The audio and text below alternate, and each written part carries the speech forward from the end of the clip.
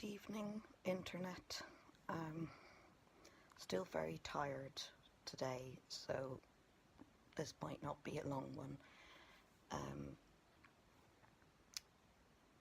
I was trying to catch up on some sleep today, but was getting some of my phone calls returned this morning, which kind of interrupted my catch-up sleep and meant that I wasn't terribly good at communicating when I did actually talk on the phone. Which is a bit frustrating, but it's still ticking things off the list. One of the things I still haven't ticked off that list is when my follow-up appointment, my post-surgery follow-up appointment actually will happen.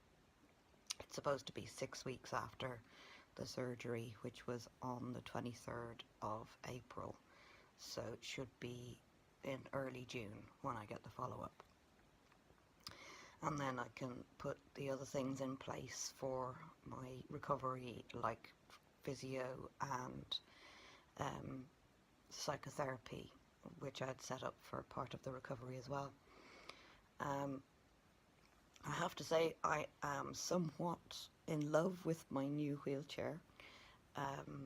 It is so light and so easy to maneuver around my awkward house, and it is making things easier, like locking up at night, doing lights on and off, and feeding the cats and letting the dog out and those kinds of things.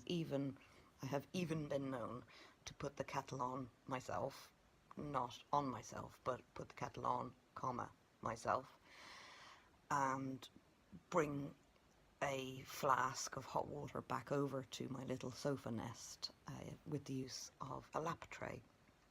So all of those things are just making life a little bit easier, a little bit more normal, and it will make things better long term as well. It's a chair that can fold up and fit into a car if I need to get a lift somewhere and can't access the accessible minibus, which is a lot of the time. It's got a really comfortable cushion on it as well, which will help for those times when I can't bring my power chair and I'll be sitting in the chair for an extended period of time. Times like follow-up appointments in hospital, or meetings, or who knows what else. It's also helpful long term because I have unstable joints, and at times when they're feeling unstable and I feel as though I'm kind of at risk of putting a hip out, or if my knees are going on me, then I can use the chair more and avoid actually dislocating or subluxating those joints, which is really painful, does a lot of soft tissue damage, and has a really big impact on quality of life, as you might imagine.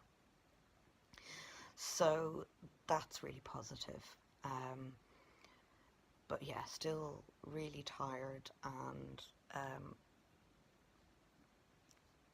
not eating 3 meals every day, partly because there's days that I choose to sleep instead of get somebody to come around and make me a third meal in the day.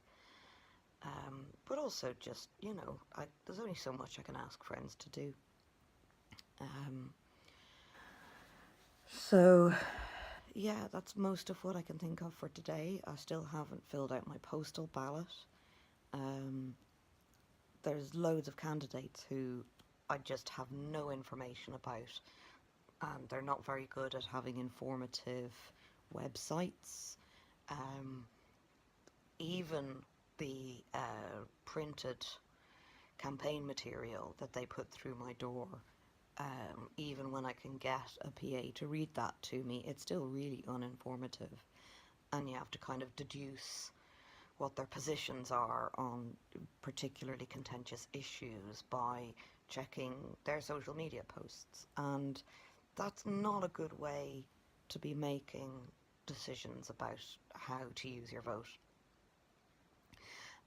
Today I retweeted a video that I made before the last presidential election about what it's like trying to vote when you're blind, and it goes twice as much for this election because there's two complete ballot sheets for the European and the local elections.